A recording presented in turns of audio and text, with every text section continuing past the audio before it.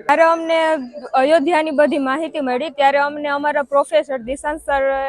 અમને સપોર્ટ કર્યો કે જો બધા લોકો છે પોતાના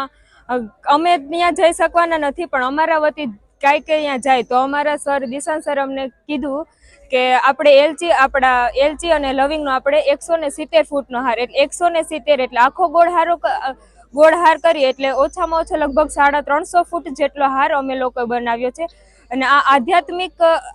દરેક વિદ્યાર્થીઓનો ઉત્સાહ હતો કે ગુજરાતમાંથી ખાસ કરીને અલગ અલગ વસ્તુ મોકલવામાં આવે છે ત્યારે મોટા મોટી અગરબત્તી તો ગુજરાતમાંથી નગારું તો કે ગુજરાતમાંથી ત્યારે વિદ્યાર્થીઓની લાગણી આવી હતી કે આપણે પણ કંઈક